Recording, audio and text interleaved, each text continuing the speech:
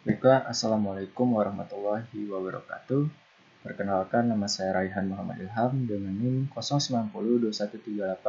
090213821264142.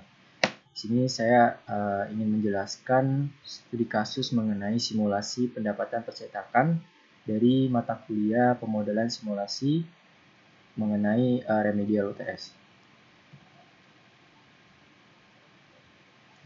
Baik, jadi untuk latar belakangnya di sini untuk usaha percetakan menjadi solusi dalam menyampaikan maksud dan tujuan. Percetakan juga suatu usaha dalam pembuatan salinan dari sebuah tulisan atau gambar lewat media yang memiliki permukaan datar dengan menggunakan sebuah mesin cetak. Pemenuhan kebutuhan konsumen ini merupakan tujuan dari suatu usaha. Modal usaha yang dimiliki akan mempengaruhi kesiapan dalam melayani permintaan konsumen. Tujuan dari simulasi ini adalah untuk memprediksi tingkat pendapatan advertising di percetakan fan advertising. Maka diperlukan simulasi dari model Monte Carlo yang diharapkan dapat melakukan prediksi tingkat pendapatan advertising setiap tahunnya, sehingga dapat memudahkan pemilik usaha dalam memilih strategi usaha yang tepat untuk meningkatkan pendapatan advertising.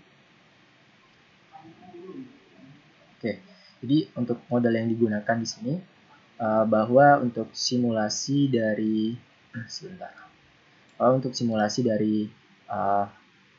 pendapatan dari percetakan ini merupakan salah satu dari model simulasi stokastik, di mana model simulasi stokastik di sini merupakan beberapa aspek model yang melibatkan unsur acak atau probabilitas, variabel dan parameter dalam model stokastik ini mungkin memiliki distribusi probabilitas tertentu. Kemudian untuk simulasi ini juga masuk ke dalam metode Monte Carlo. Jadi metode Monte Carlo di sini adalah simulasi probabilitas yang digunakan untuk memahami dampak risiko dan ketidakpastian dari peramalan perspektif keuangan dan waktu skenario terbaik dan terburuk. Simulasi Monte Carlo juga merupakan metode yang sangat praktis yang banyak digunakan dalam memecahkan masalah yang berkaitan dengan ketidakpastian, terutama sistem yang dapat diperbaiki. Keuntungan dari metode ini adalah mudah dipahami sebagai metode yang memiliki kategori uji statistik yang memudahkan berurusan dengan parameter karakteristik yang bervariasi secara acak dan memungkinkan untuk menemukan beberapa faktor yang tidak dapat diprediksi perubahannya.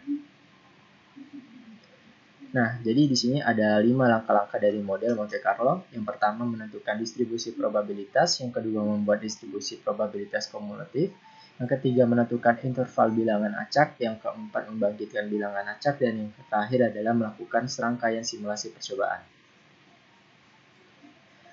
Oke, kita masuk ke contoh kasus dari perhitungannya. Jadi untuk sumber datanya ini, data yang digunakan yaitu untuk memprediksi pendapatan advertising adalah data pendapatan dari bulan Januari 2017 hingga bulan Desember tahun 2019 pada percetakan fan advertising di Jambi. Untuk sumber datanya saya ambil dari sebuah jurnal.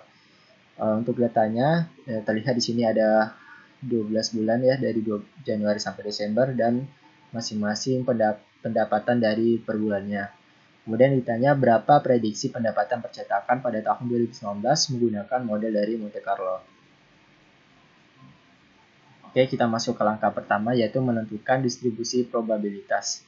Jadi untuk perhitungan distribusi probabilitas ini didapatkan dari jumlah pendapatan per bulannya dibagi dengan pendapatan per tahun. Jadi untuk pendapatan per bulannya ini seperti di data bahwa untuk bulan Januari itu pendapatannya 53 juta, kemudian kita bagi dengan pendapatan per tahunnya, itu totalnya ada 627 juta.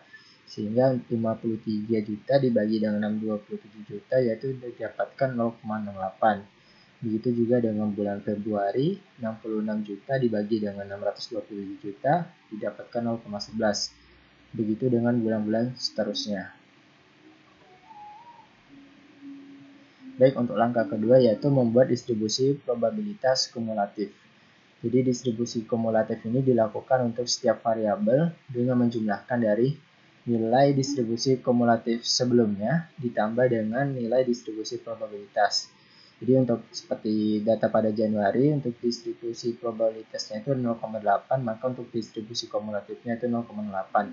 Kemudian sesuai dengan rumus, distribusi kumulatif sebelumnya ditambah dengan distribusi probabilitas bahwa 0,08 ini kita tambahkan dengan 0,11 didapatkan dengan 0,19. Kemudian kita lanjut, kumulatif sebelumnya itu 0,19 ditambah dengan probabilitas 0,08 didapatkan 0,27 dan seterusnya sampai di bulan Desember. Untuk langkah ketiga yaitu menentukan interval bilangan acak. Jadi bilangan acak yang dilakukan pada data ini berada di angka interval dari 00 sampai dengan 99. Lanjut langkah keempat yaitu membangkitkan bilangan acak. Dalam simulasi ini untuk proses bilangan acaknya itu menggunakan nilai dari parameter untuk A sama dengan 5, C sama dengan 7, Z sama dengan 81, dan modulusnya ada 99. Dengan data yang diambil dari 12 bulan dari Januari sampai Desember. Jadi bisa kita lihat untuk perhitungannya. Jadi di sini kita masukin rumus dari Z 0 sama dengan A dikali C, A dikali Z dikali 0, modulus dikali modulus.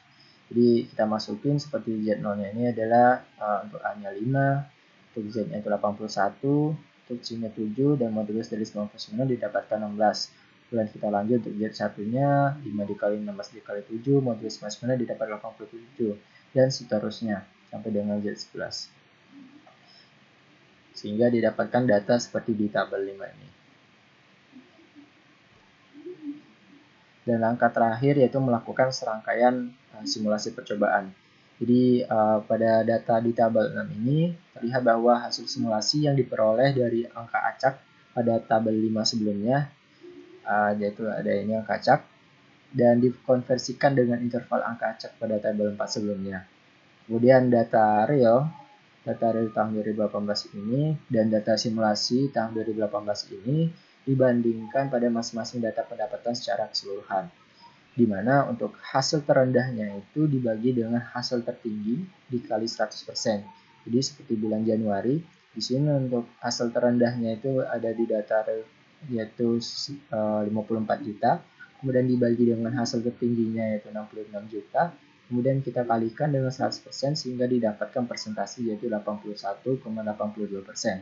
Begitu juga dengan bulan Februari, 55 juta dibagi dengan 58 juta didapatkan persentase 94,83%. Kemudian lakukan pengulangan tersebut sampai dengan bulan Desember. Sehingga diperoleh hasil presentasi tingkat akurasi setiap bulannya itu paling kecil itu ada kisaran dari 71% sampai yang terbesar itu ada di angka 96%. Ada di 98%. Di mana untuk akurasi prediksi pendapatan tahun 2018 yaitu totalnya ada 89,2%. Baiklah, untuk kesimpulannya bahwa dari hasil simulasi Monte Carlo ini didapatkan prediksi pendapatan advertising untuk tahun 2018 berdasarkan data pendapatan tahun 2017 dengan prediksi pendapatan sebesar 63,6 juta.